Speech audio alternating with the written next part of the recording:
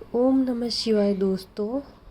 तो हमने शिव महापुराण के प्रथम खंड में देखा कि कैसे कलयुग में मनुष्य नास्तिक, दुष्कर्म करने वाला, माता पिता से द्वेष रखने वाला पाप कर्मी हो जाएगा। तो इन सब से बचने के लिए हमें क्या करना चाहिए, ये हमने पढ़ा था। तो सूत जी ने बताया कि इन सब से बचने के लिए हमें शिव जी की आराधना करनी चाहिए। उनकी सेवा करने से हमें परमानंद की प्राप्ति होगी। तो आज हम पढ़ेंगे शिव महापुराण के प्रथम खंड का ही सनत कुमार व्यास संवाद। मुनियों ने ब्रह्मा जी से पूछा, श्रवण, मनन और कीर्तन क्या है, कैसे किए जाते हैं? ब्रह्मा जी ने उत्तर दिया, ईश्वर के रूप, गुण, नाम और उनकी लीलाओं से अपनी पूजा और जप द्वारा रुचि उत्पन्न करना एवं लगातार युक्तियों सहित अपने मन को उनके सामने करना मनन कहलाता है। पर ब्रह्मा, महादेव जी या शंभु भगवान के नामों को बार बार लेना या जप करना ही कीर्तन कहलाता है। दृढ़ता से भगवान संबंधी शब्दों को कानों से सुनना ही श्रवण है। सत्संग में बैठकर महादेव जी की कृपा से श्रवण और कीर्तन करके उन्हें मनन करें और तो यह सर्वोत्तम मनन है। इससे हमारी आत्मा पवित्र रहती है। सूत जी बोले, हे मुनियों, मैं इस साधन के बारे में इस प्राचीन इतिहास को सुनाता हूँ, उसे सुनो।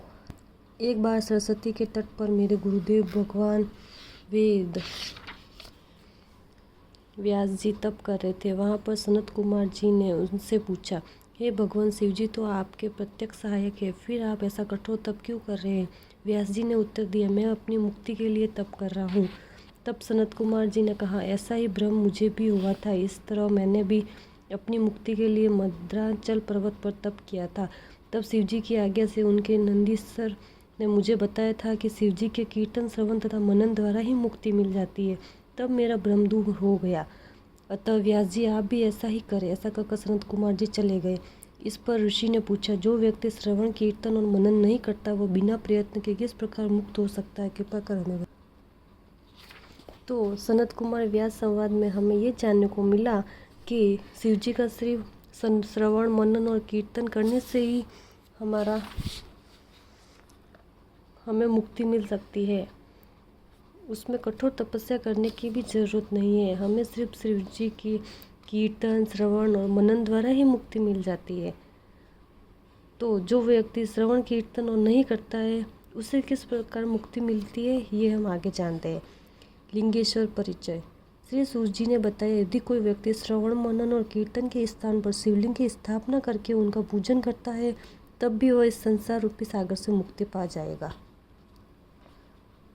तो यदि मैंने अपने गुरुजी से सुना है कि शिवजी ब्रह्म स्वरूप, निष्फल, कला रहित तथा काल सहित है। इस निष्फल में निराकार लिंग की प्रधानता है। वे सभी कलाओं से मुक्त युक्त है और साकार निराकार से ही शिवजी ब्रह्म संज्ञक भी है।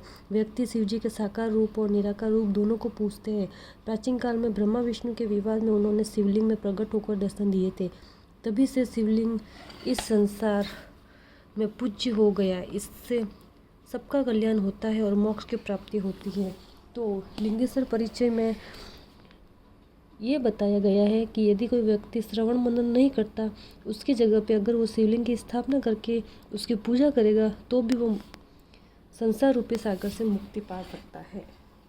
अब हम आगे सुनते हैं ब्रह्मा और विष्णु का विवाद। पूर्व समय की बात है। श्री भगवान विष्णु अपने पार्षदों सहित लक्ष्मी जी के साथ शेष शैया पर शयन कर रहे थे। ब्रह्मा जी भी वहाँ पहुँचे। विष्णु को संबोधन करके बोले, हे पुत्र, तुम कौन हो? उठो, तुम मुझे देखो, मैं तुम्हारा भगवान यहाँ आया हूँ। विष्णु यह सुनकर क्रोध को दबाते हुए बोले, हे पुत्र, तुम्हारा कल्याण हो, आओ बैठो, देखो मैं तुम्हारा पिता हूँ। कहो, तुम्हारा मुख टेढ़ा क्यों हो गया? ब्रह्मा जी बोले, समय के फेर से तुम्हें अभिमान हो गया है। हे पुत्र, मैं तुम्हारा स्वामी हूँ, इस समस्त संसार का पितामह हूँ। विष्णु बोले, अरे चोर, तुम मुझे अपना बड़प्पन क्या दिखाते हो? सारा संसार तो मुझ में निवास करता है। तुम मेरी ही नाभि कमल से उत्पन्न हुए हो और मुझसे ऐसे बात कर रहे हो, तुम्हें यह शोभा नहीं देता।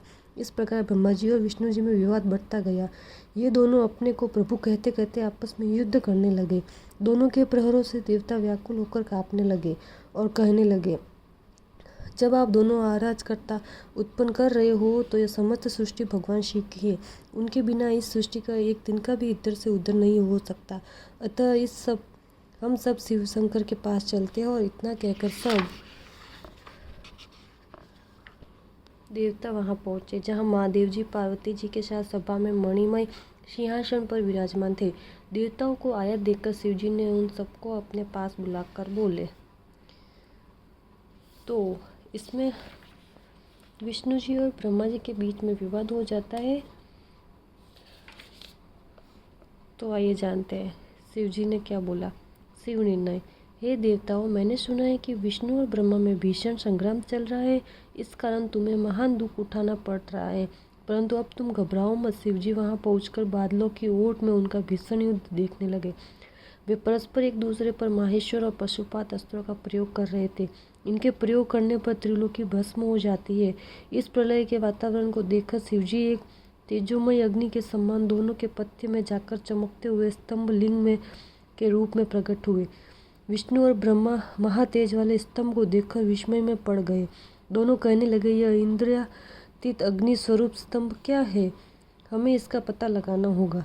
यह कहकर दोनों वीर शीघ्रता से चल पड़े। विष्णु जी शुकर को रूप धरकर पाताल में गए और ब्रह्मा जी हंस का रूप धरकर ऊपर आकाश में गए, परंतु दोनों में से किसी को भी उस प्रकाश में लिंग के भेद का पता नहीं चला। ब्रह्मा जी ने आकाश में केतकी का फूल देखा और उसे तोड़कर ले आए। उन्हें यह निश्चय हो गया था कि उन्होंने महातेजस्वी स्तंभ का पता पा लिया है।